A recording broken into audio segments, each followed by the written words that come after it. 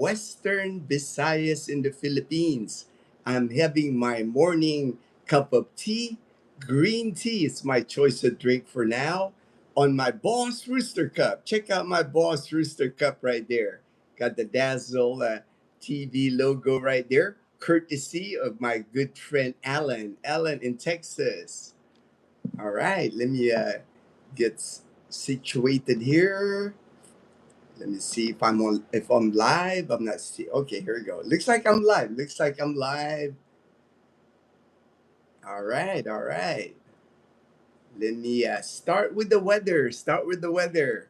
I had a nice walk already. Actually, I had to change my shirt. I was sweating after my walk because it is hot already. Not even 7 a.m. and it's so hot here already. It says on the AccuWeather that it's currently 80 degrees Fahrenheit, but it also says there real feel like feels like it's like 86 degrees Fahrenheit already. uh, it's been hot this past couple of days has been some of the hottest we've gotten this summer. uh, Record highs for many places here in the Philippines as far as the heat. But even with that heat, there's areas that are being hit by thunderstorms because I know my friend Derek is in Southern Leyte right now for vacationing. He's from Hawaii and he's been texting me saying, "Hey man, it's raining over here." Same thing in Angeles City. I have friends in Angeles City. They had a thunderstorm. They had a thunderstorm in Angeles City, and I actually saw a picture online that they had like a small tornado, not a big gigantic tornado, but that you can see this, that swirl in the air, and then somebody photographed it in Angeles City. So we are starting to feel some of the habagat at different areas of the Philippines. Habagat is monsoon season here in the Philippines. Anytime now.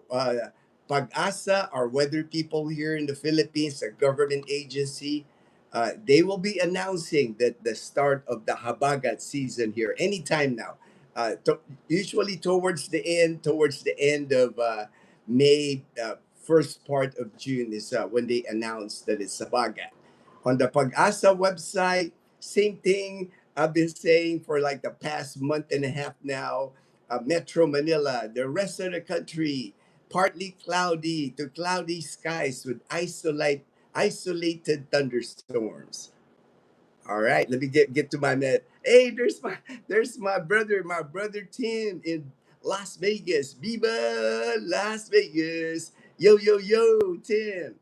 Charlie Lance. Hey, my brother in Boston. My brother in Boston. Good morning, Gino. Just watching some evening Red Sox. Close game. All right. Hey, hey, good luck. Good luck to the Red Sox, man. Good morning, my brother Gino from Ray. From Ray. Dazzle and Leah and Mom. Pray. God bless. God bless. God bless, my brother. I already took Mom. Mom and Leanna likes to go to church really early. They're there before I drop them off there like at 5:45. That's how early they like to go to church. So they should be, I would say in another 30 minutes, we'll be pulling up here on a tricycle. I just give them some pesos so they can ride the tricycle back. But I do take them there in the morning because there's not many tricycles out like at 5:30, 5:45 here in Numancia. People are still sleeping. Unlike me, I like to get up early. Fortune, good AM, Gino fam and the Panay Posse. My good friend, my brother, Fortune in Bacoor in Cavite. Good AM, Charlie. Pinoy, Washington. Good afternoon. Hey, good afternoon. Good afternoon from Seattle, Washington. 4 p.m. Hey, thank you for the time. Thank you for the time. Now I know. Now I know what time it is in Seattle, Washington. J Boy, good morning. Good morning, my brother J Boy. Good AM, JB from Fortune. Good AM, Kuya Fortune. Fortune, J Boy, Tim, peace. From Charlie Last, peace, peace. All right. Lowell, hey, kumusta? Mabuti ako, Lowell. Lowell from Oregon. God bless, my brother. FYI, the injection hurt. I remember you told me, Lowell and I were texting. You had to get like an injection, but it has helped with the pain on the tailbone. Yeah, right there on the tailbone, man. I'm glad. Better. That's good. That's good. At least it's better. At least you're feeling better. Thank you for that, Lowell.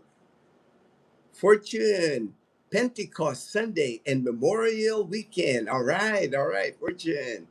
Holiday here on Wednesday. Ooh, okay. I didn't know what holiday that is. Usually I get the holidays because of Leanna in school, but since she is not in school, I really have to like stay on top of the Philippine news to figure out some of the holidays here. Seems like the Philippines got a lot of holidays.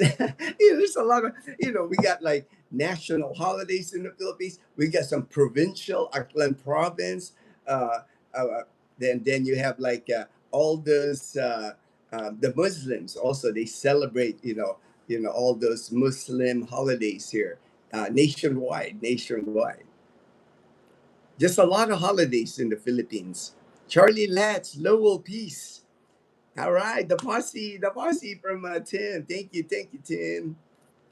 Good morning, Fortune. God bless. Donated one poop pop. All right, all right. Thank you there, Lewis.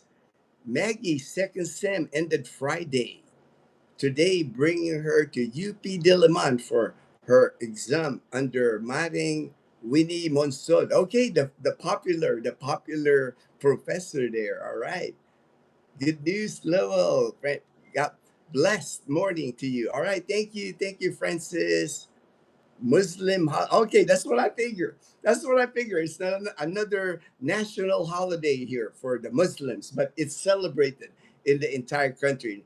The government here, for those Muslim holidays, they proclaim it a national holiday. Dan, hi, Dan, hello, Dan. All right. I caught up. I'm caught up with the. Let me see here. I did the Pag-asa. I did the AccuWeather. Peso to a dollar to Philippine peso exchange rate 61.59 currently. I just refresh it. Yep, 61.59 still. All right. Yeah. Start hitting the news. Start hitting the news. I got a few news items. We'll start with the weather since that's the it's been hot. It's been hot here. And yesterday we had a scheduled power outage here, pretty much the entire Aklan province, except for Malay and Boracay. Malay and Boracay, they do not have electricity today from 6 a.m. to 6 p.m., 12 hours for Malay and Boracay Island. No electricity today. Merle already messaged me. He goes, man, this is my first power outage in the Philippines. I said, there are many more to come, brother. Unfortunately, many more to come. Power outage here in the Philippines, electricity, losing electricity. It is part of life here in the Philippines. If you're planning on moving here in the Philippines, there is no getting around power outages unless you spend big bucks on solar energy here in the Philippines. But pretty much it doesn't matter where you can live in the city, you can live in the province, you can live in BGC, you can live anywhere you can live in the Philippines. You're gonna experience power outage unless, like I said, if you have a solar energy or if you go to a condo that has generators. When that's the night when we lived in Iloilo for 4 months, our Uptown Place condominium in Iloilo had a generator, and man, they were efficient too. The minute the power goes out, not even 5 minutes, the power goes back on because they fire up their generators. But way of life here in the Philippines, as far as power outages, people that that make a big deal, like for us here in the Philippines, people that are boots on the ground that's living here in the Philippines, it's just part of our lives. I've been experiencing power outages for the last 15 years here. It's not a big deal to me anymore. I know how to cope. Like yesterday, we went to lunch. We didn't have power yesterday from 5 a.m. to 6 p.m. So during the morning, it's not too bad during the morning because you open your windows, cooler temperature still in the morning. But around 11, man, our house was like an oven. It's an oven in there. So what do? We go out to lunch. We went to New Washington by the seawall, breezy at the seawall. Had some food there. Actually saw Nova and Steve, our friends from Las Vegas. Now they're retired in New Washington, Atlanta. They had the same idea. They have the same idea. We were like chilling there, feeling all that breeze from the ocean. I was having like a cantaloupe shake. I had to try that. It's a new thing. On at John and Nelfa's. I usually get mango. Dazzle Leanda, they had some mango shake, but I went with a different taste. I love cantaloupe melon. A type of melon here in the Philippines. So I had some cantaloupe shake right there, breezy, ocean breeze, watching the ocean. It's like that's how you do it. And then we stayed there. We like burned time there. We took our time ordering, took our time eating. We're just having drinks there. And then when we left Tambak area in New Washington, we went to our favorite frozen yogurt, Iyagi Cafe, our favorite frozen yogurt. They had a generator at Iyagi Cafe, so their air condition was working at Iyagi Cafe. But that's just how you do it. If it's hot in your house, no power, you just do things. Eat out, get some ice cream, go to the beach, go to the waterfalls, go to the river, go fishing. You just learn to like not be in your house during the power outages here. Let me see. There are two Muslim national holidays each year. All right. Thank you, Fortune. It seems like there's more. It seems like there's more. But two Muslim national holidays. Fortune, what's up? What's up from William? Good AM, William. They have generators in Boracay and solar. Yes, they do. Most of your big hotels, your Discovery Shore, Shangri-La, but the little hotels there, the small resorts, they won't have generators. And then the thing in Boracay, when all the hotels are running their generators, man, it is loud, man. When you're walking on the main road or the alleys going to the beach, you're hearing generators, man. Just not relaxing when you're hearing all kinds of generators. It removes that peacefulness of Boracay when generators are running. But people still have fun. I know Burl. I know Merle's still good. He goes, man, I'm going to the beach all day. Hey, man, it's like, William, get used to it, right? Right, William? It's like part of life. If you're planning on retiring here in the Philippines, living here in the Philippines, power outage is a part of life. There's ways you can mitigate the inconvenience. Like I said, solar. You can buy a little generator. You got these Blue Yeti power stations. Uh, to make your life a little what's that? Not so. People get stressed. I know. Sometimes I can't blame him. I know the Filipinos. When you're already Monday to Friday, you're at work, you're stressed at work, you need your weekend, to chill and relax. And then come Saturday, you don't have electricity in your house, it's hot in your house. For Filipinos, I know. Even for them, I know it gets stressful. I see many posts on my Facebook all the time when it's like a power outages. People like screaming, yelling and screaming on the Facebook for Akelco. Akelco is our electric company here in Aklan. They're like, oh, where's the power? What's wrong? Or if they're scheduled to come on, like a power comes on at 6 and it's already 6:15. Everybody's online. Like, what's going on? I thought this was only gonna last till 6.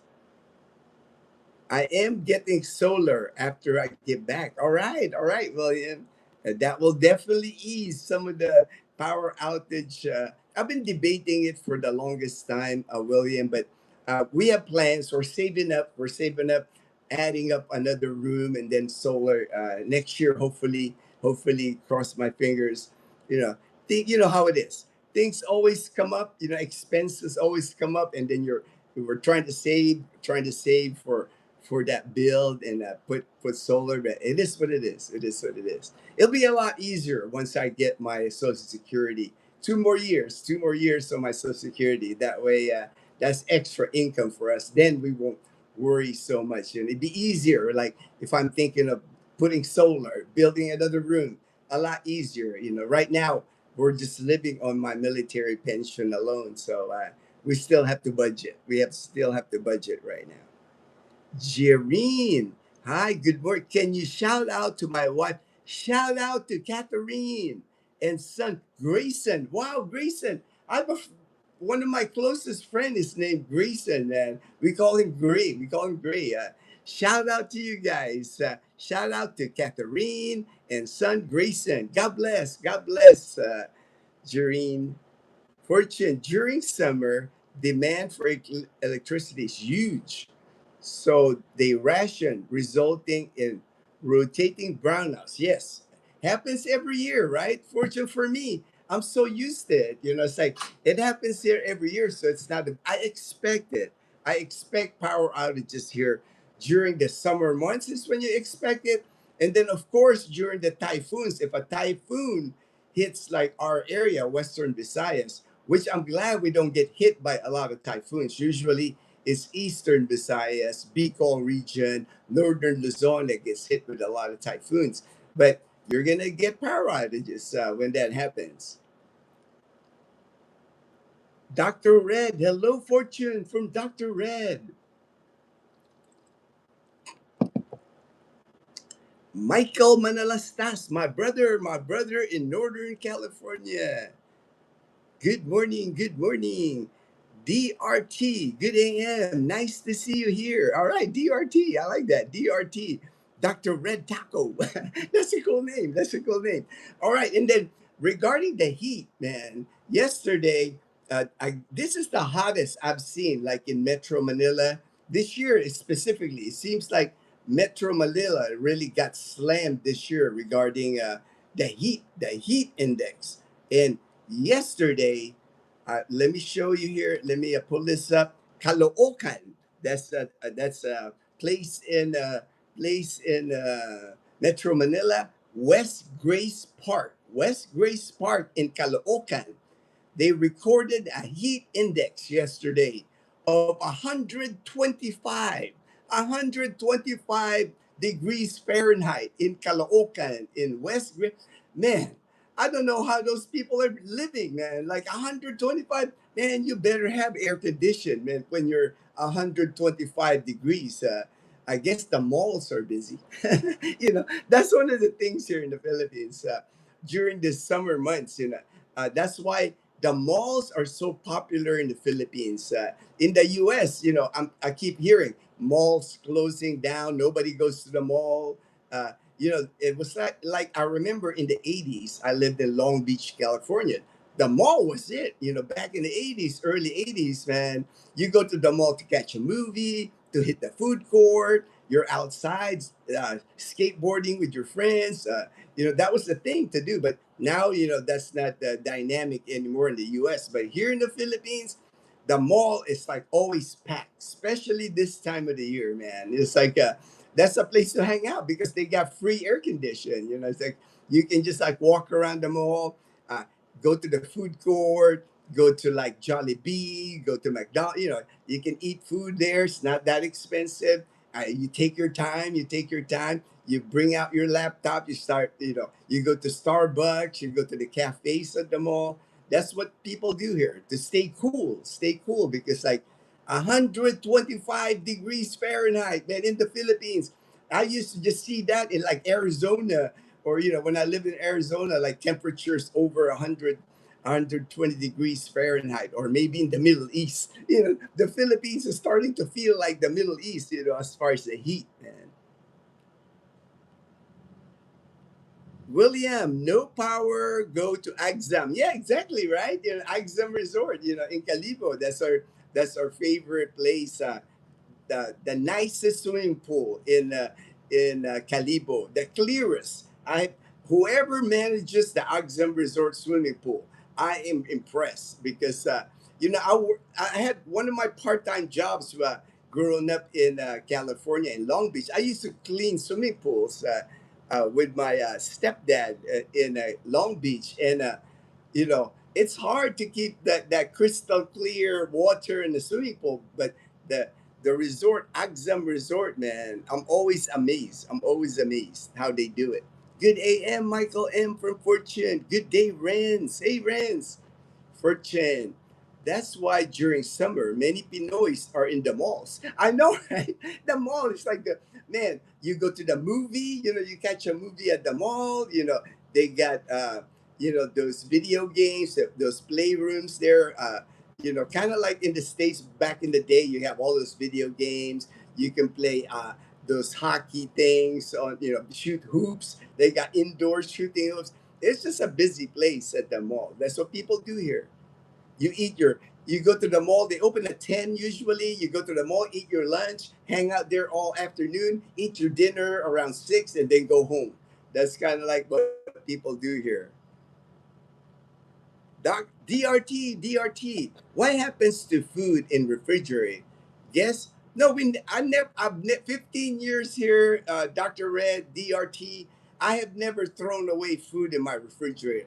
If your power goes out for like 12 hours, everything in the refrigerator stays good. I don't know how people think it doesn't, because you don't open your fridge.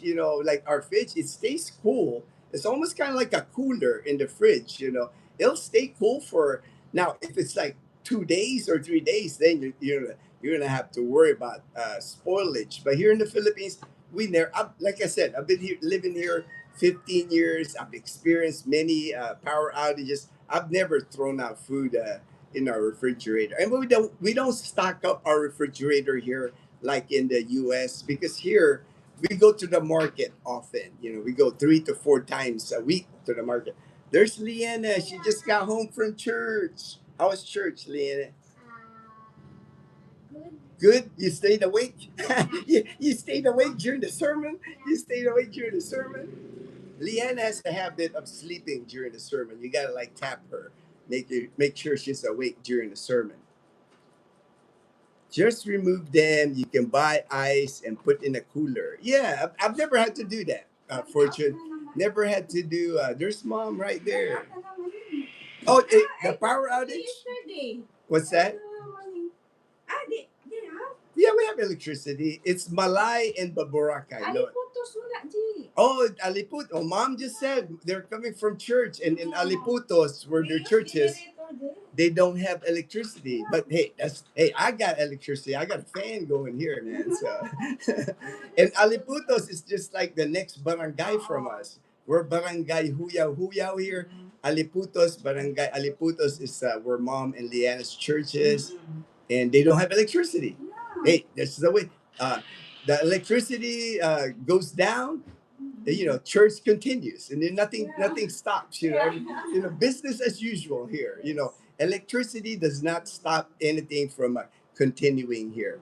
That church we have generators. Oh, you got generator, man. You got generator in your church. Good AM, Rance from Fortune. Gino, there was another. Oh man, that was part of my news, man. All right, Fortune, part of my news, man. Big fire again. You know, this has to, we've had the Parañaque fires, the Cavite fires. Now there's yesterday big fire in Binondo area, right here. Fire in Binondo, and this is not like one, two, three houses fire. This was a massive fire in Binondo, inside the Parola compound in Binondo, Manila. Of course, black smoke. A lot of times when the fires, unfortunately, you got like toxic air, because like plastics, you name it, they're just burning it. And then a lot of these areas, they're so congested, the living conditions in Manila in some of these compounds. Houses are like rub up against each other. Light material on some, made with wood. So it's just like it's hard for them to stop any fires. They just keep growing. Like this one, uh, initial verification of the fire was at 3 p.m. Fire breaks out at 3 p.m. They have certain stages here when the fire goes. They have like alarm signals. So first alarm was 3:03, second alarm 3:05, fourth alarm by 3:20, but by the fifth alarm that means like, man, all hands on deck. All fire departments in Manila, come to Binondo. We need your help. That's what happens. And again, I've mentioned this before on the live stream.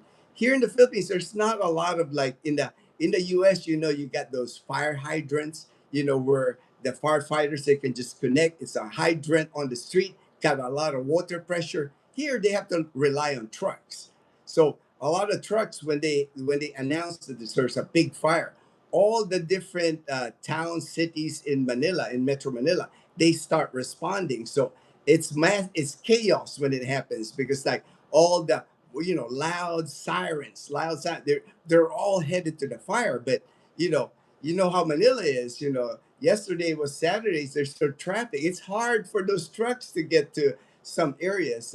So it takes time. It takes time, and then with the fire here, it just goes. It picks up. You get a little bit of wind. It just like catches. It catch big fire yesterday. Task Force Charlie required a minimum deployment of 32 fire trucks. So minimum, that's just the minimum. So can you imagine 32 fire trucks with their sirens going to the fire? Just a massive chaos and then people running out of the fire, carrying their like personal belongings running out of the fire. It's just and unfortunately it happens every year here. We get seems like this year fire has been an issue. It's been an issue every year, but this year more than ever this year. It's just like huge fires in Metro Manila.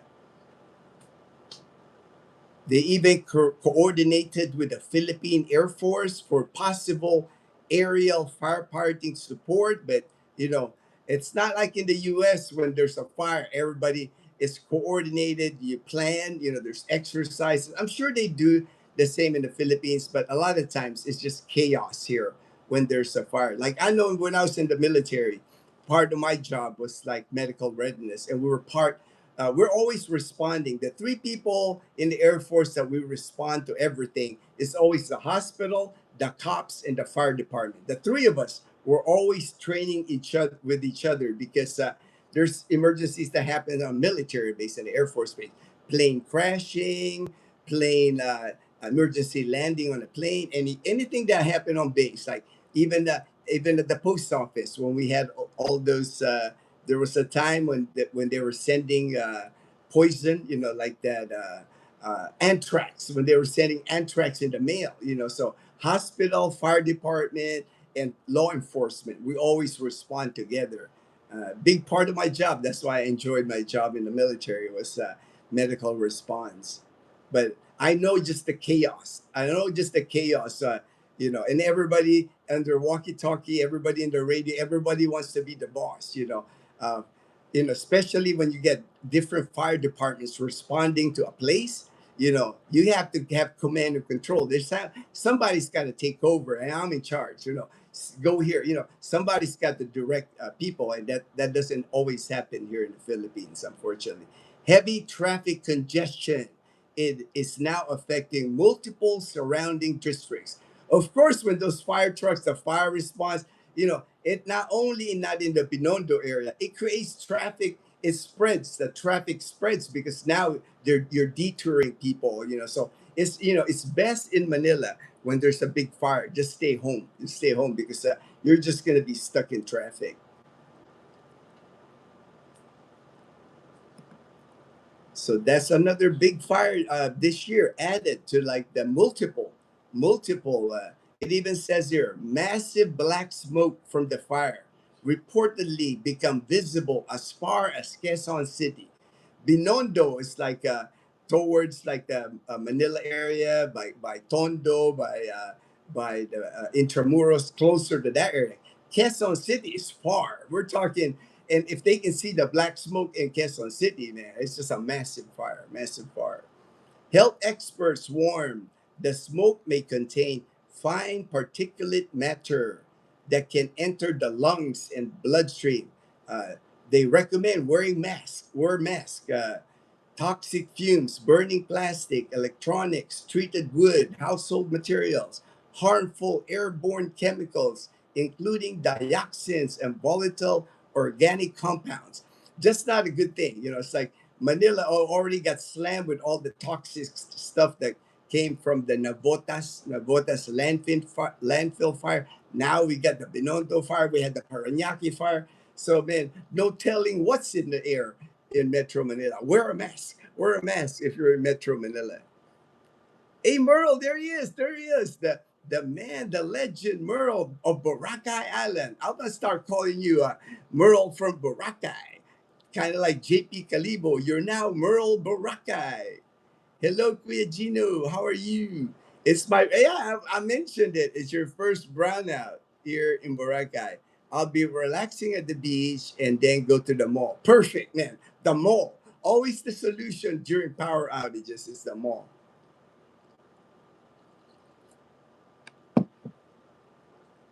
Fortune Parola is a compound in the harbor.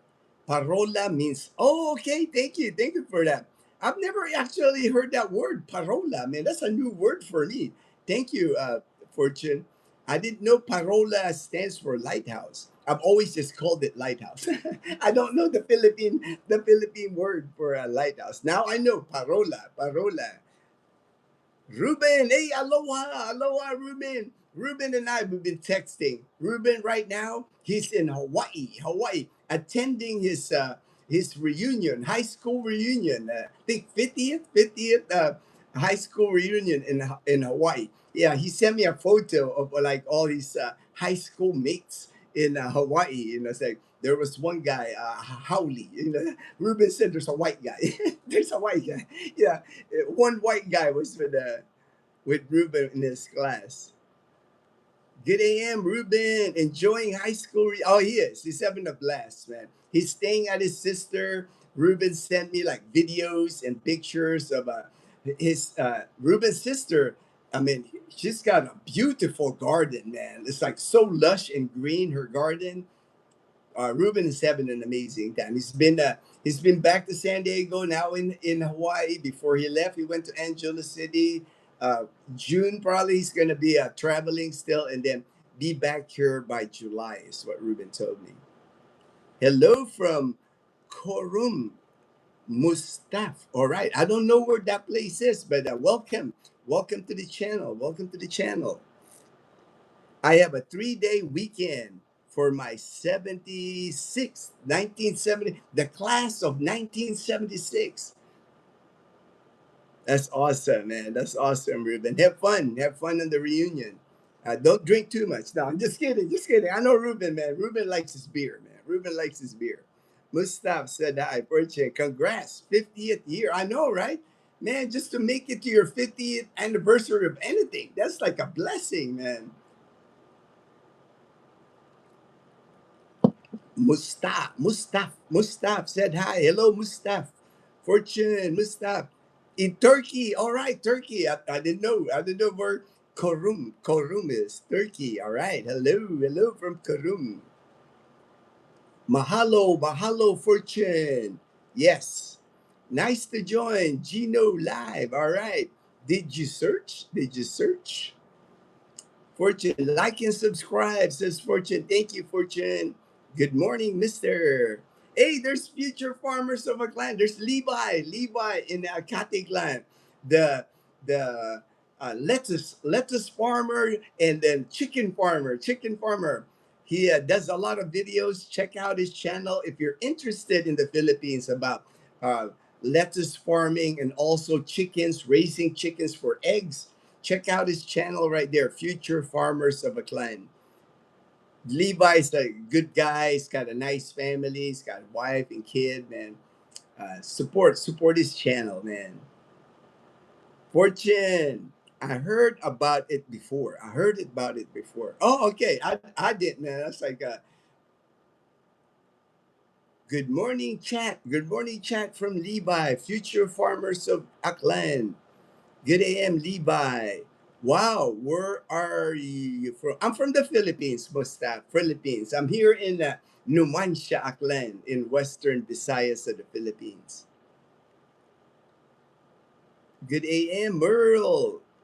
How did you know Corum is a small city in Turkey? Some Turks don't know don't know about Corum. Don't know. The own Turkish people don't know, man. Good AM, Mom and Leanna from Fortune. When Gino speaks a barangay, that means the smallest local government unit by a barangay captain. Number of barangays make up a town or city headed by a mayor. Thank you for that, Fortune. Yeah, barangay is kind of like the smallest unit. I don't think there's any more lower than like the barangay, and then you have a barangay captain, and then he hires what's called barangay tanod. He pays for them. The barangay tanod comes out of his pocket. The tanod are kind of like neighborhood watch, like a neighborhood watch in the Philippines. The barangay captains here, they have a lot of power. They resolve a lot of like domestic issues, like if you're not getting along with your neighbor, usually the barangay captain can handle that. The mayor, usually that's bigger, all the usually mayor, a town of 10,000, 15,000, 20,000. There's one mayor, so he can't do all the work for the whole town, so he's got a lot of barangay captains, and it's an elected position, the barangay captain. There's elections for a barangay captain here. Up a province headed by governor, number of make up region, but no regional head. Ruben, I have a small class of 30. Wow, I didn't realize. That's why you guys are so close, Ruben. 30, class of 30. You guys remember each other. My class, when I graduated in Long Beach in 83, man, I think we had like 500. Man, we were a big graduating class at 1983 for me. Able to show up yesterday and a variety of reasons and about, yeah, I can see that. I can see it. But it's still good to see. That picture you sent me, Ruben, of you're inside. Look like you guys are in a food court, just chilling there, man. That's good to see that, for your 50th anniversary. So Gino's case is in Barangay Huyao. Huyao in Numancia, in Western Visayas. Thank you, Fortune. So around 20. Yeah, that's a nice group, And then I'm sure you guys have all the stories, Ruben, catching up. I'm sure you guys haven't seen a lot of you guys haven't seen each other for so long.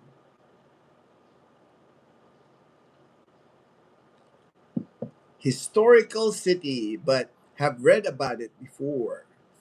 Emilio, how's it going, bro? I'm doing good, bro. I'm going to Emilio there in San Diego, California. Fortune, get in, Emilio. How about Merle, the magic man? Merle, the magic man of Boracay. Mustafa in Philippines, also Bacoor, Cavite. Okay. The good boy. Good morning, Gino. Watch. Oh, thank you. Watching from Australia. Appreciate that, my friend. Next barangay election, November 2, also SK Youth Council, 15 to 24. Yeah, that I see that all the time. All these elections coming up. They're posting it on my Facebook. So that was the fire. Let me delete this. That way I don't talk about the fire again. Hopefully, no more fires this year. We've had plenty. We've had plenty of fire. That's for sure. Okay. This one, I wanted to talk about this story. And this one's kind of going viral here in the Philippines. This story, because there's this thing here in the Philippines that they always kind of talk about the 20 peso a kilo rice.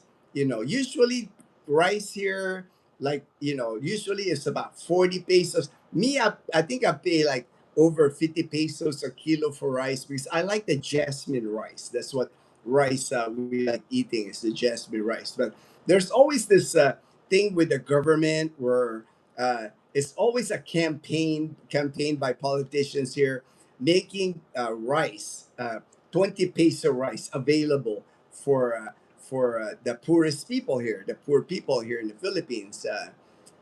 And you know how it is here in the Philippines. Rice is life. Rice is such a big part of the Philippine culture here. But what's happening now is the government passes out this 20 pesos a kilo rice, but people end up having to line up, go on a long line, stay late. Sometimes you got to get there early for this line.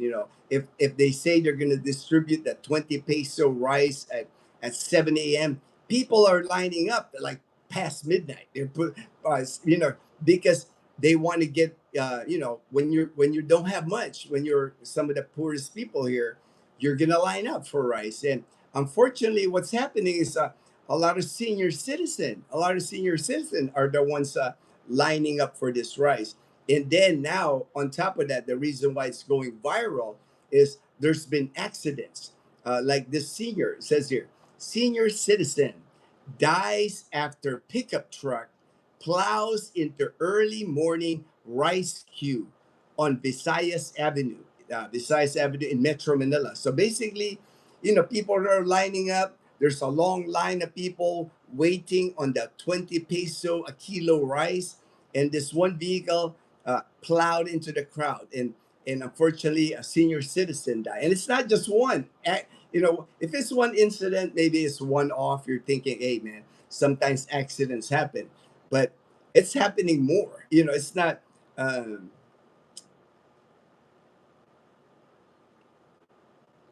There was many the 73-year-old, imagine 73-year-old, you're just waiting in line for rice and you lost your life because you're crushed from the impact of a vehicle. And then there's others injured because the vehicle plowed into people, man. And then and the questions coming up is, why are even senior citizen lining up at 4 a.m.? It's like people, what people are saying, isn't there a way to like deliver the rice to the people, the senior citizen? you know uh, it's hard enough being a senior citizen here in the Philippines, and now you're 73 years old and you gotta line up just to get rice. Just unfortunate that those situations exist here. And the reason a lot of times is first come, first serve for this 20 peso a kilo rice. So once the rice is gone, it's gone. So that's why people queue. That's why people get there so early, line up so early, because they're afraid that the rice will run out, since, and they're supposed to, these programs are supposed to prioritize seniors and PWD. Um,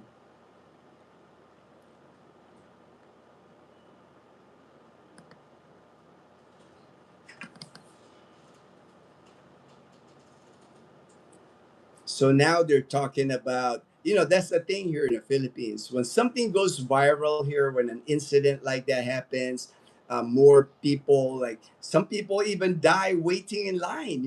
I've even heard of that happen. So a lot of times what happens is, you know, then you get a response. You get a response. I'm hoping that there will be a response from the government. They're talking about house to house delivery for seniors and PWD, uh, e-voucher. They're talking about e-voucher with supermarkets to like that way make it easy for seniors to get their rice, man.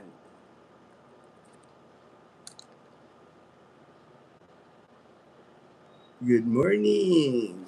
Okay, right there. Next barangay. All right. Merle, party yacht was fun. All right, Merle, he went on the party boat. Merle, Merle went on the party boat. Yeah, lots of dancing and swimming. I relaxed yesterday on Station 2, watching the sailboats in the beautiful Suntone Boracay. All right, and yeah, you're living the life. You're living the life, Merle. I know you're having a great time.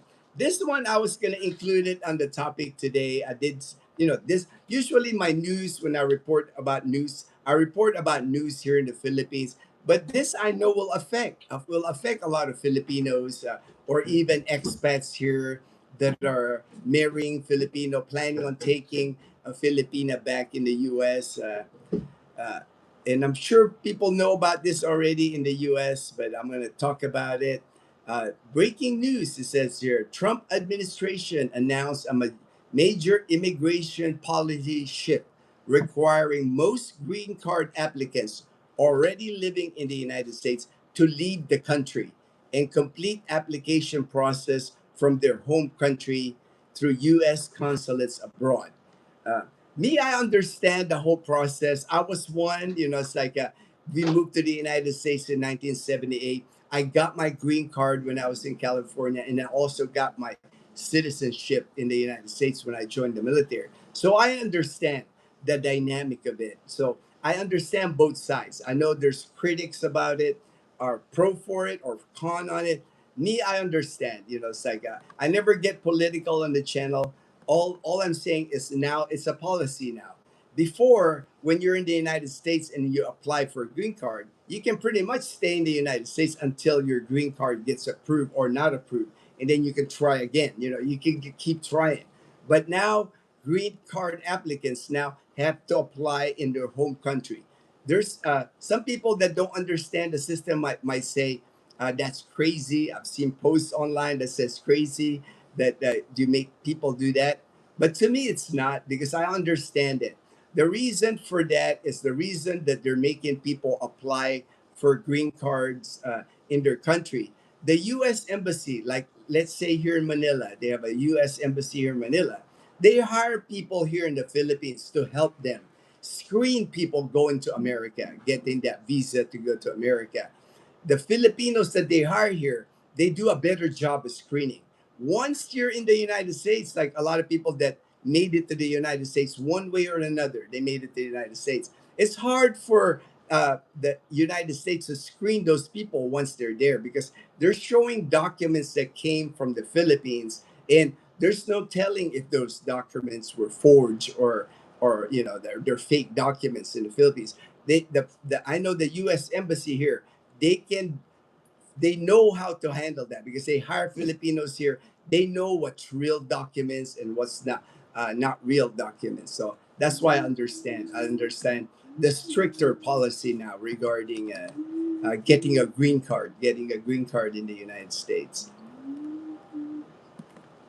Very for me, it's just interesting how that's gonna play out. But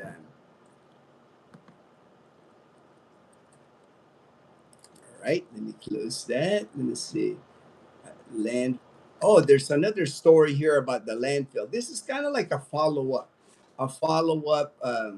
regard another landfills are an issue here in the Philippines. The problem with the landfills here, like I talked about in a couple of videos, a couple of live stream now. The problem with the landfill here is they're not properly managed. The landfills. A lot of times, when you say landfills, the way it's supposed to work, you dig a big hole in the ground, you put a bunch of trash on it, put pile soil on it, and then you still have to keep an eye on like methane gas or whatever the trash is building down under. But keep putting soil on on the trash. A lot of times, what happened to landfills here, they just keep growing. It's like they might put soil on top of it at the beginning, but next thing you know, they're gonna pile more trash on the soil, and next thing you know, it's a mountain of trash, and a lot of it again because we don't have like a strong EPA environmental, that's supposed to monitor those things. And trash, like landfills, they're a big money maker here because it's not cheap to haul your trash from, like even in our subdivision here in Camellia Aklan, our HOA. we have to pay like 30,000 pesos, 30,000 pesos a month, per truck, per truck. 30, that's like $500 per truck of garbage that we have here for them to haul it out. So I know it's big business. It's big business. And like this landfill right here that they put a temporary shutdown on the landfill because they had an accident. A lot of these landfills, when they become such a high mountain of trash, it's susceptible to landslide. Kind of like a instead of landslide, it's a trash slide. And when it slides, it buries the houses down below. It's like subdivisions even. And this one, they put a hold on this because they had a they this the landfill collapse. This place right here, it says Binalio, deadly Razon owned prime waste faces public outcry after deadly Binalio landslide collapse. Well, Razon, he's a billionaire here he's one of the richest people here in the Philippines, so he's got a lot of influence. It's gonna be that's why a lot of times it's hard to like um, hard to regulate these things here in the Philippines because the people that owns these landfills, that run the landfills, they got a lot of money. They got a lot of money. It says here, January 8th, trash line claimed 36 lives. 36 people lost their lives on the trash, deadly Cebu's deadliest waste disaster. It shouldn't even happen, right? To me, landfill, if it's properly managed, you dig a hole, you put soil in it, you're done. You don't keep piling it to work it becomes a mountain. It becomes some, you have to worry about the trash slide, like a landslide to 36 people died, or when it catches fire, then you're like you got toxic gas going up in the air. But it is what it is. Like with anything else in the Philippines, it's like. But I wanted to report that. I wanted to report that because you hear that in the news here. You hear that in the news here. I don't want to just report like good things, good thing. Unfortunately, the news, you know how the news is. Unfortunately, a lot of negative with the news, but I'm just passing the news, things happening. All right, I'll shift. I'll shift to something good like south of Manila. This is like areas like in Laguna, Tagaytay, now Batangas, that area. South of Manila, a 1,000 hectare industrial CBD is quietly creating 75,000 jobs. It's becoming kind of like that south of Manila, that area. It's becoming like the manufacturing area of the Philippines. A lot, manufacturing, of course, hires a lot of people. Like this one, creating 75,000 jobs. So that's a good thing. That's a good thing that they're creating that many jobs in that area. And of course, when you create the factories, the people come work in the factories, housing for those people, restaurants. So those areas are booming, because Manila is just become so congested. Property value in Manila is hard to housing is a big problem in Manila. So now everybody's like moving those factories. They're moving them to like south of Manila, also north of Manila to like Clark City, Tarlac. Those areas, are becoming like the manufacturing because they still have space. There's a lot of area there where you can still build a lot of rice fields. You know, I don't see many rice fields left in Metro Manila. I don't think there is. I don't, So it's these factories, these big companies from Japan, South Korea, United States. They're coming to these areas like south of Luzon and building it. The project is called Lima Estate, 1,000 hectare integrated economic zone located between Lipa and Malvar, developed by Aboitiz Infra Capital. 75,000 jobs across manufacturing, logistics, office operation. The target workforce expected to reach over 100,000 employees by 2027. So by next year, they're expecting more people will be employed by the industrial. It's kind of like an industrial area in south of Manila. We're kind of competing with, Vietnam's getting a lot of manufacturing jobs here in Southeast Asia, but we're kind of in competition. Philippines is part of that move away from China.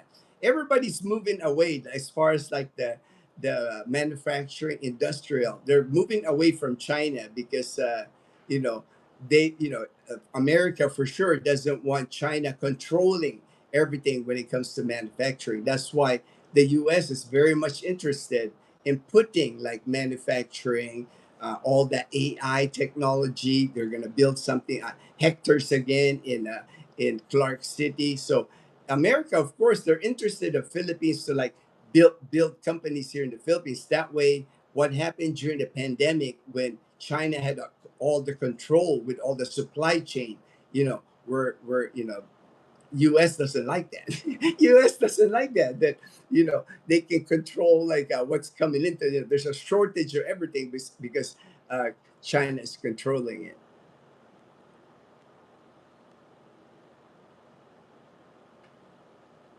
Still, 80 to 85% of rice in the Philippines is imported from Vietnam. It is, Phil. You probably Googled that. Good Googling job, Phil.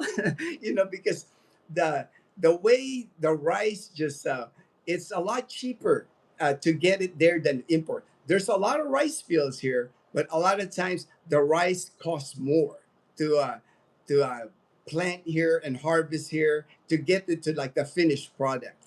I guess a lot of it, Vietnam, because they got lucky with like that, their irrigation. They got more water, like fresh water to raise right. But here in our province of Aklan, we got a massive amount of rice here in in Aklan. We have overabundance of rice here. We got so many rice fields here.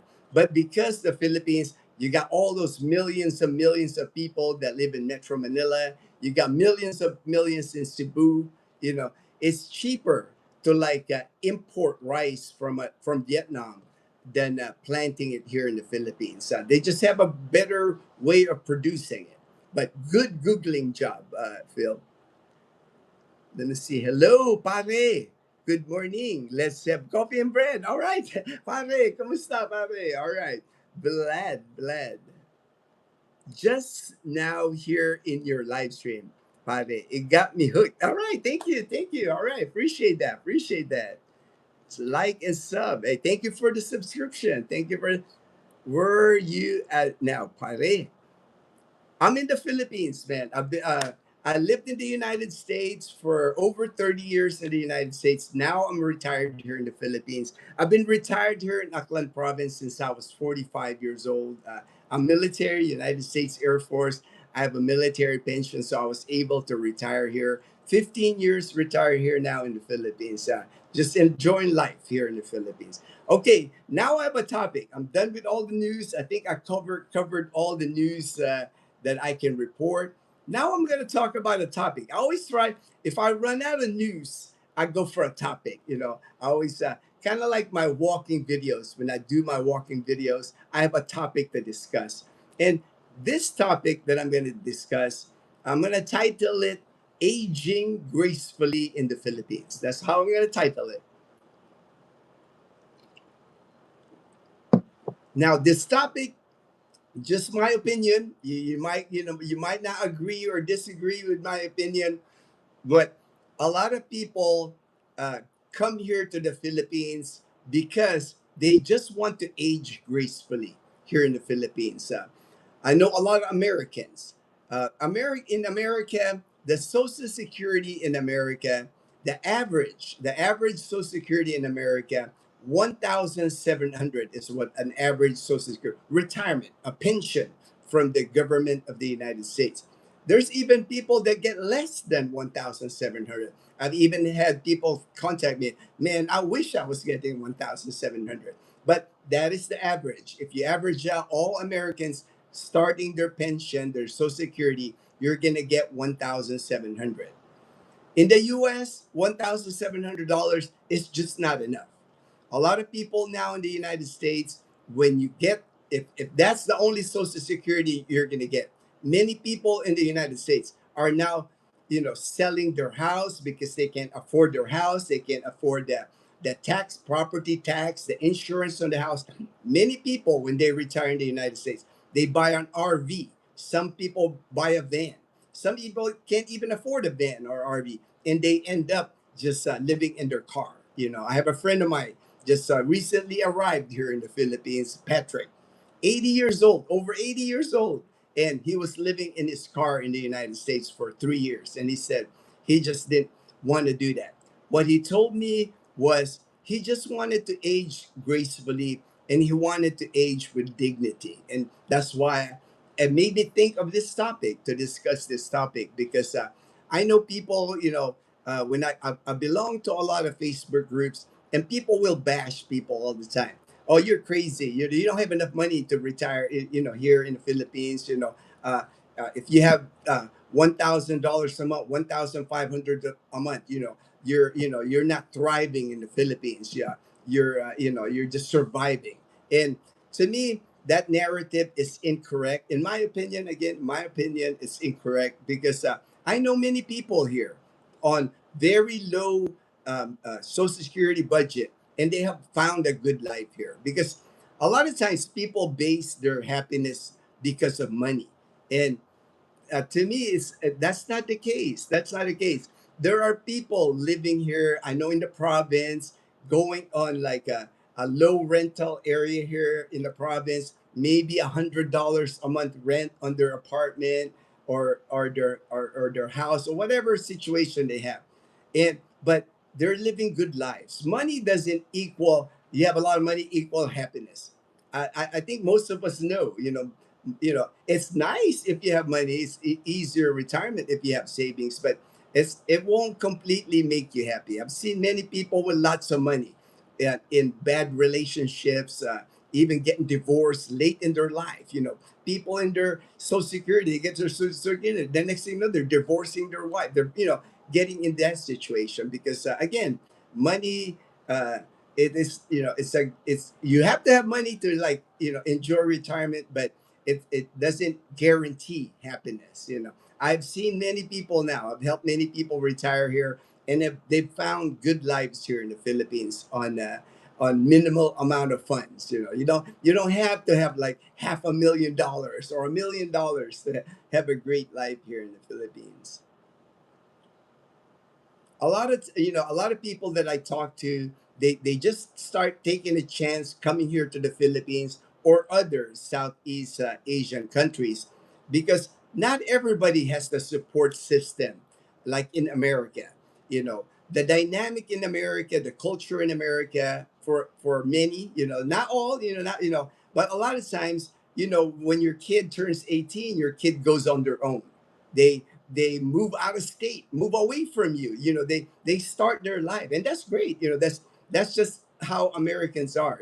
I joined the military at 17, so my mom would no longer be worried about me. I could take care of myself. And but what that does is, like, when you go older, a lot of Americans, you really can't once you hit your 60s, you're collecting Social Security, you can't really expect your kids to take care of you, right? So a lot of times there's a lot of Americans aging where they don't have anybody. And I'm communicating with more and more people in that situation where I'm just alone. My kids don't want to do anything with, they got their own lives, and understanding. And also I talk to people that they don't want to burden their kids.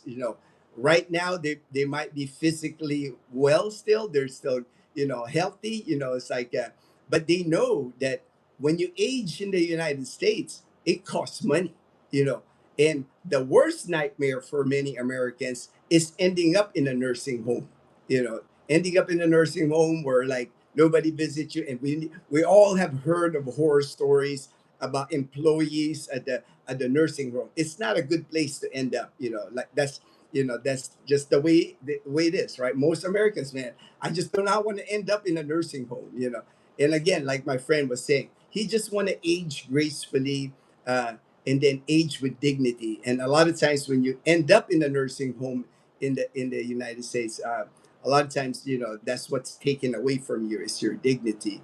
And then, if you get sick, even in the nursing home, and you need assisted living, not many people can afford assisted living. Assisted living in the United States is not cheap. We're talking minimum $4,000, $5,000 on assisted with medical care and nursing home, and higher even. I've even heard up to $7,000 a month for assisted living. Most people on Social Security just can't afford that kind of money. What the Philippines provides, seniors, basically seniors, single seniors, what the Philippines provides single seniors, it's a place where they can come. You have to do your research now. You can't just willy nilly get on a plane, land in the Philippines, accept everything to be good. You got to like do your research, find the area where it will suit you. If you need medical care, you need to, make sure you live close to a good hospital here in the Philippines. But what it provides, the Philippines provides, is a low cost of living. Low cost of living here in the Philippines. Housing. Housing is easy to get here. 2 bedroom, 1 bath, even in my neighborhood. I live in a gated community here. I can tell you right now, you can find a rental here for about $170 a month. 2 bedroom, 1 bath. Same setup as my house. You can find it here at Camellia Clan. So, $170 a month.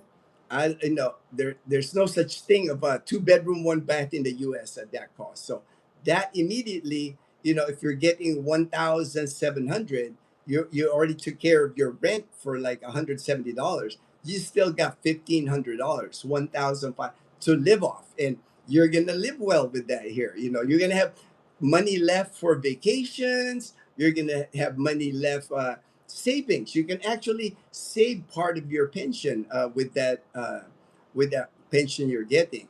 And then a lot of things that people don't think about in the US. It's hard to be living in the United States without a vehicle. Most Americans, I know, has a car, got a car insurance, right? You got payments. Even if you got your car paid off already, a lot of times you still have insurance payments. Here in the Philippines, this is a place where public transportation here is abundant. Many Filipinos here don't have cars. Many people here don't have motorbikes. You can stay here, find a housing. You can stay in Calibo, find an apartment in Calibo, find a place in Calibo, 1 bedroom, furnished, whatever you get there, and you don't need transportation.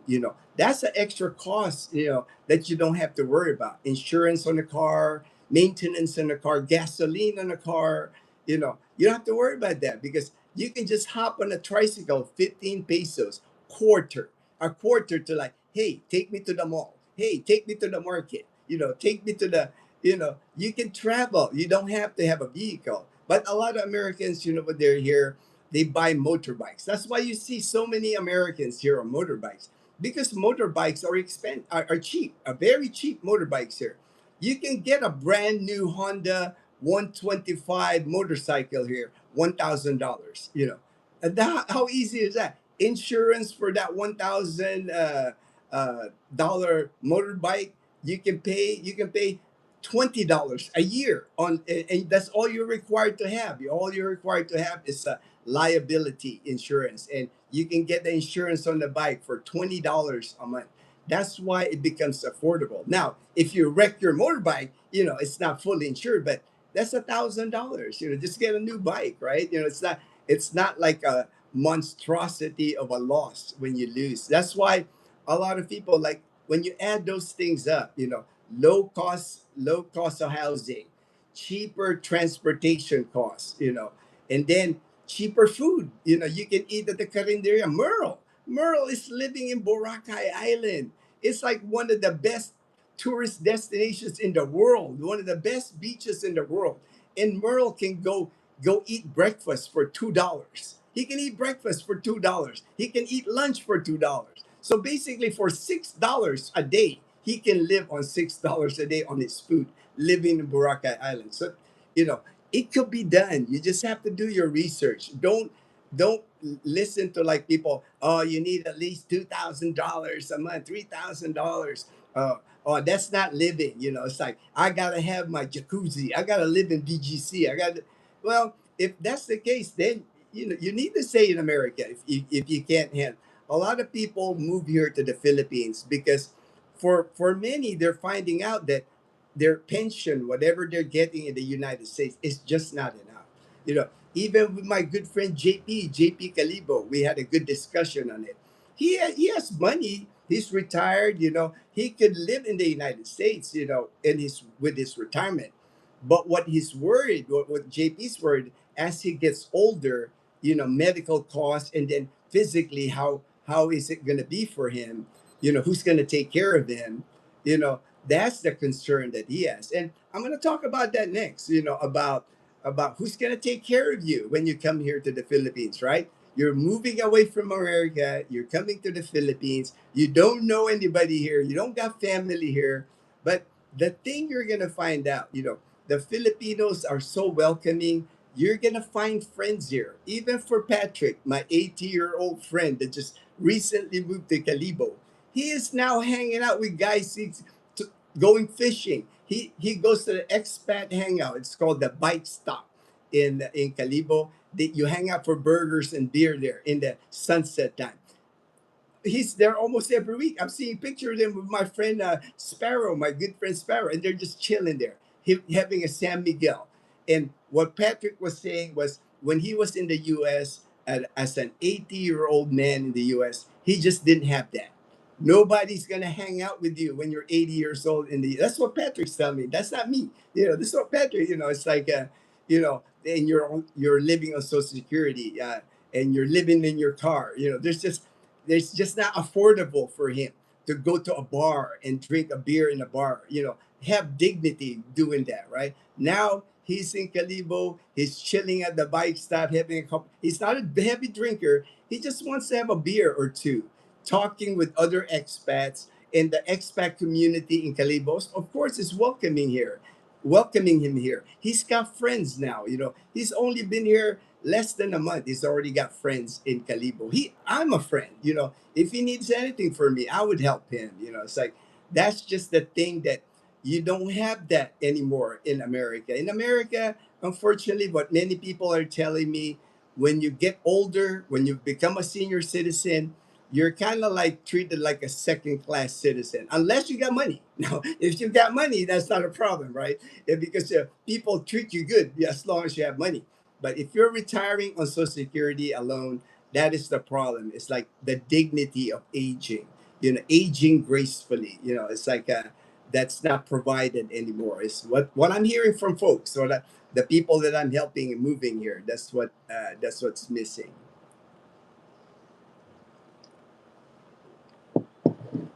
The other thing is the good weather here. You do not have to worry about snow. It's like my friend David, he's in Canada. He's chopping wood already. He's like dead trees that he cuts in his property and he chops it for wood. He was telling me, man, I'm kind of getting old for this stuff. He's kind of getting old for like chopping wood, with getting piles of wood ready for the winter. You ain't got to worry about it here.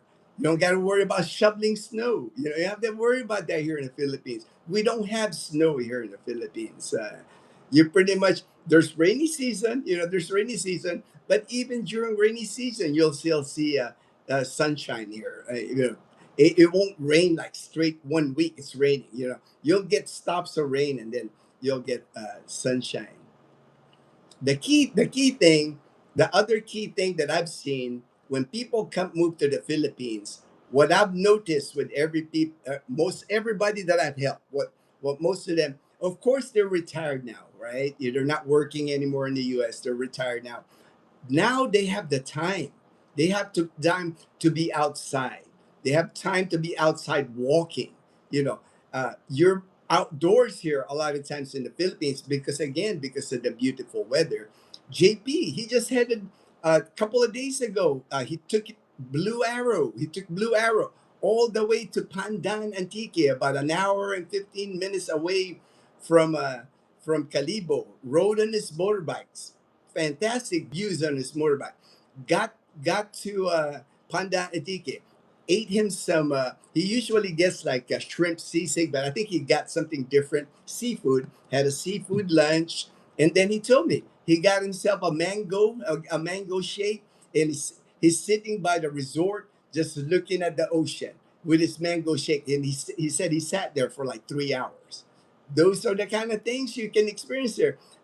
It's hard to do that in the U.S., right? Because everything is have gotten so expensive. Imagine going to lunch somewhere, a seafood lunch, hanging out with a cocktail in front of the ocean in the United States. You're talking big bucks. You're talking at least $30 to spend all that. Here in the Philippines, I'll be surprised if JP spent $5 to do that, and he can do that anytime that he wants. And then the one thing, I've talked about the vehicle, but of course, the main reason, I'm not going to like sugarcoat it, right? I'm not going to sugarcoat it. The main reason older uh, gentlemen from America, senior citizens, come here to the Philippines is to meet a Filipina. And here in the Philippines, there is nothing wrong with that. It's like, of course, you see haters, on Facebook. They'll tell people, "Oh, that's a dirty old man moving to another country, meeting young girls in another country." Here in the Philippines, Filipinos don't view it like that.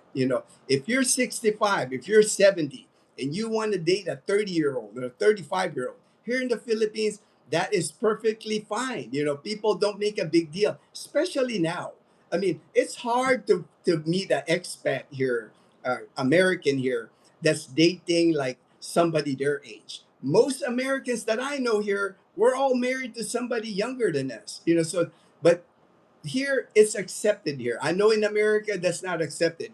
It's frowned upon, right? But here it's accepted because the culture here in the Philippines, the main thing that Filipinos look at for older expats marrying a Filipina here is he gonna take care of the Filipina.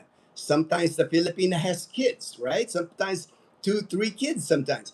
But the expat, the culture in the United States is when you marry somebody that you love their kids. That's just the way it is in America. When I propose to the woman that has kids, I'm marrying you, I'm marrying your kids. I'm gonna take good care of you. And I see that happening all the time here. It's like, and that's why it's accepted here. It's kind of like a win-win situation for both. The younger Filipina, even with Filipina with kids, man, it's almost like they hit the lottery. It's almost like they hit the lottery because a lot of times the older expat, they're providing them with a house, sometimes buy them a house, providing their kids good education, private school. Now they're like they got a car, or something. They're living a good life with that expat now. Now the expat, he's like all alone in the U.S. When he comes here, all of a sudden he's got a wife, he's got kids. They're calling him daddy. They're calling him, dad. It's like it's a good life. You can have a family here. You can have it all. It's like why not have it all? Why not have a retirement? Why not have a family later in your life? Just because you're older doesn't mean you're dead. It's like people are like, if they some people make it sound like if you're older, like if you're in your 60s or 70s, that you're dead already. You're not supposed to have a Filipina. You're not supposed to have a family. Man, people here in their 60s and 70s are still having kids. They're still having kids. And it's totally fine here in the Philippines. The culture here in the Philippines, as long as you're taking good care of your woman here, you're taking good care of your kids here, people people got their own lives here. They're not gonna, a lot of times when a Filipina meets an afam, when they meet a afam here in the Philippines, ooh, you're dating an afam. Everybody smiles. Everybody, because they know the Filipinas life is gonna improve. And a lot of times Me, I've been around here 15 years now. I've been around when I went to college here. I've seen the dynamic, with Filipinas, uh, I'm not just dissing the guys here, the Filipinos here, but a lot of times the Filipinos here, when they're in their 20s here in the Philippines, even early 30s, they're not mature yet. They don't want the responsibility. That's why you see so many single moms here, because the minute the girl gets pregnant here, phew, the guy is gone. The guy is gone. The minute they're dating, they're like in love, lovey dovey. But the minute the girl gets pregnant, phew, the guys disappear here.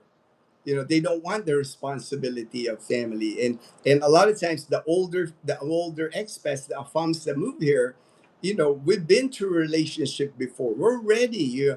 All we want is like somebody to be with us, love each other, and be our partner. And to me, I always say it's a win-win situation. To me, the Filipinas improving their life, the older expat, somebody's taking care of them. You do not have to worry about ending up in a nursing home. There's not many nursing home anyway. I don't see many nursing homes in the Philippines anyway. And Filipinas, man, they take pride in like taking care of you. If you get sick, if you're in the hospital, your Filipinas gonna be by your side. I went through that with Dazzle. 4 months, 4 months of cancer treatments in Iloilo. Dazzle, it was just Dazzle and I, day to day. She was the one taking me to the bathroom. She was the one, she was my ride or die. And Filipinas will do that for you. It's just that in their nature. Filipinas are very caring, very loving. It's almost an embarrassment for them. Like if you get sick, you get hospital. If they're not the one taking care of you there, that's almost an embarrassment. They're gonna be there with you, taking care of you. That's why, I even hear word, oh, if you meet a Filipina in the Philippines, oh, it's gonna be transactional. It's not really love, but to me, I don't believe that. I've seen many people here. I've seen many people, older expats with younger Filipinas, and I know they're in love. I know they're in love. So, of course, there's some that relationships are complicated. It all doesn't work out. Not all relationships work out. Relationships are hard anyway, right? Complicated anyway. But for the most part, the people that I've helped here, my friends the Panay posse, they have good partners, and I know their partners won't just ditch them all of a sudden if they get ill or something like that. For Americans moving here, it's so easy to build your friends here. I've often hear this from people now telling me, not just like the girlfriend, not just the Filipina, but just actual friends. People have told me when they were in the US, they didn't have many friends, but when they get here, they just, all of a sudden they have a lot of friends because, we're all here in the same situation. We have a lot of commonality. When you're here in the Philippines, we're all retired. We all have the time. We all have the time to go fishing. We all have the time for get-togethers. It could be a weekday. We can get together and just hang out. It's like a lot of times in the U.S. If everybody's busy. Everybody's busy with their lives. Working, earning. Running errands.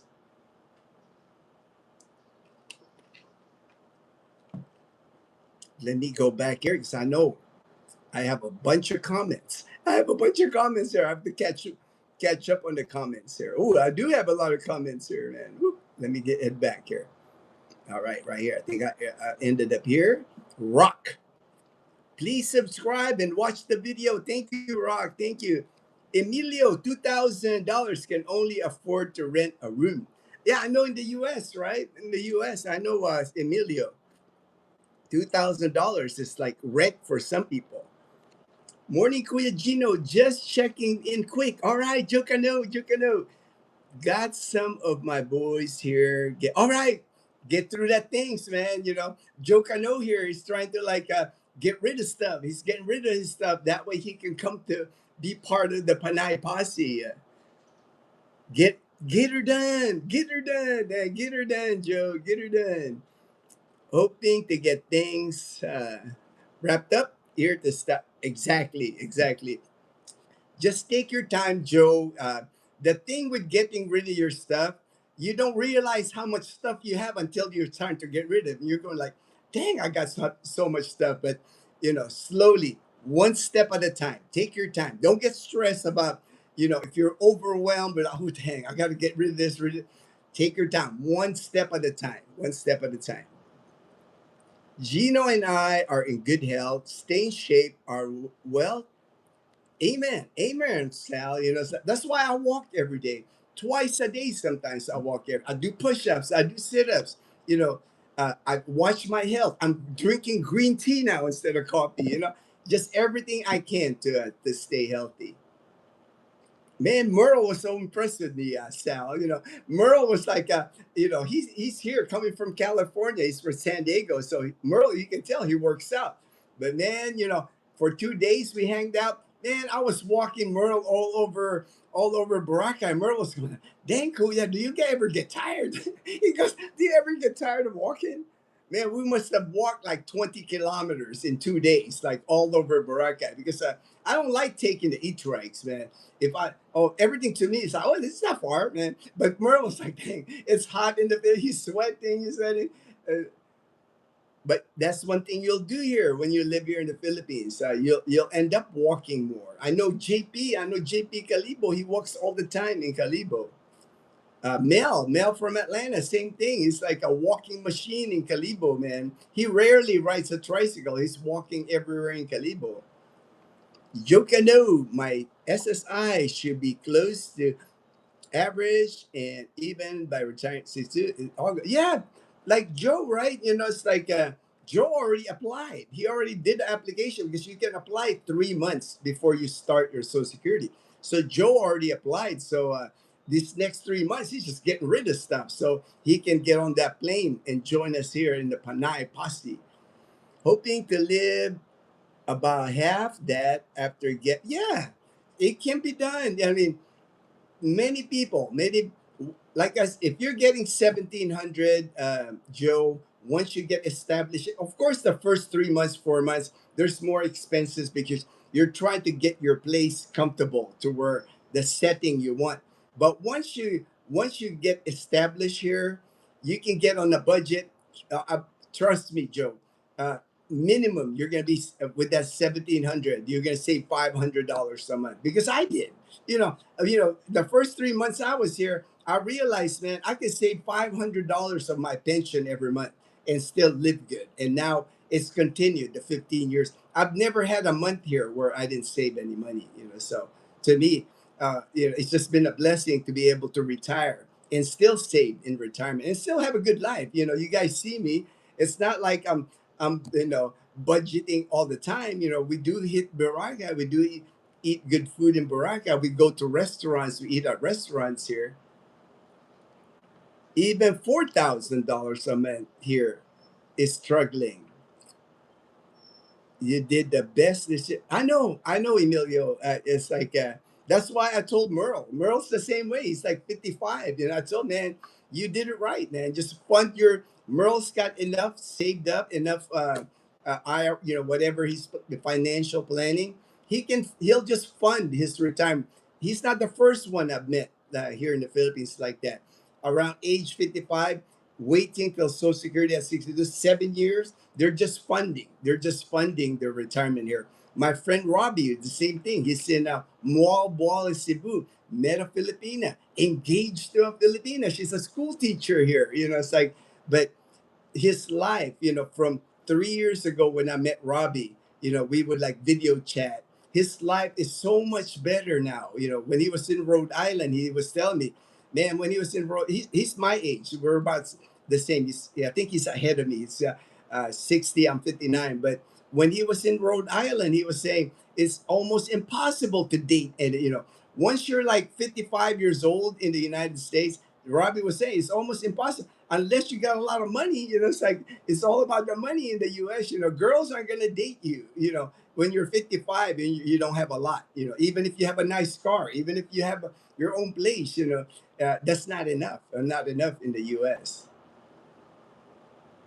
Hi everyone, stay blessed. All right, stay blessed. Get back to work. All right, Joe. All right, Joe. Get rid of that stuff. I always tell people, man, all that material things, all that stuff that people hang on to, that's just a burden, man. That's just a burden. You will find out with, like me, I've learned it now. The last 50, the less stuff you have, the better off you are. The more peaceful, the more relaxed you. Material things just is a burden on us. It's like you got to store that stuff. You got to replace that stuff. Break all that. You got to replace it. The more minimalist lifestyle, I know for me, the more minimalist I've become, the better my life has been. It's like more relaxed. I don't stress about stuff breaking because I do not have anything expensive. And I don't have anything expensive.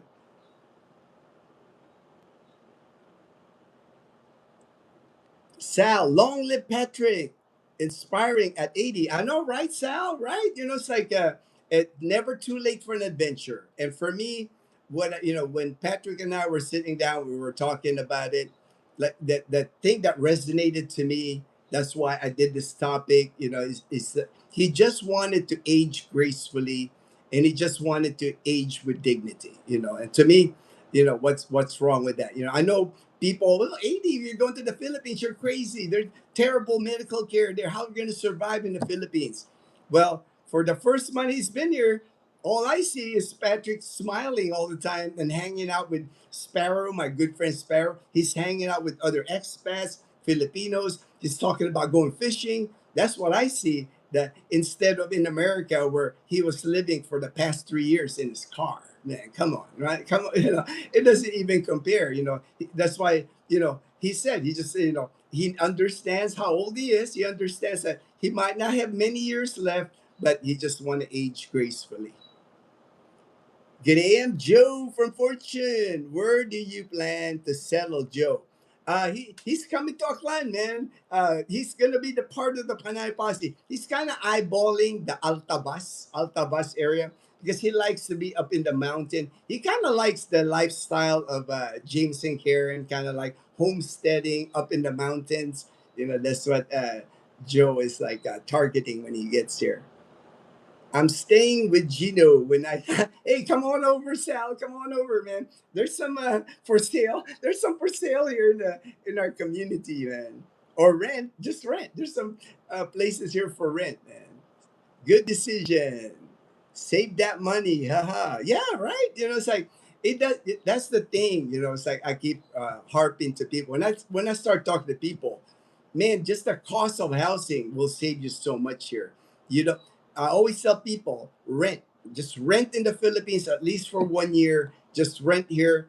When your rent is below $200 a month, you're gonna save money. It's like there's no place in the U.S. where you can rent anything for below $200. Yes, you will save a lot here while enjoying life. Yeah, right. Enjoying life. Now hanging out with the Panay posse. Or, you can hang out with us. Go fishing at Laola's Fish Farm. I'm trying to verify whether the Canadian beaver will have their second anniversary next month in June. We'll all head to the Canadian beaver. Just sit around there, like talk about our life here.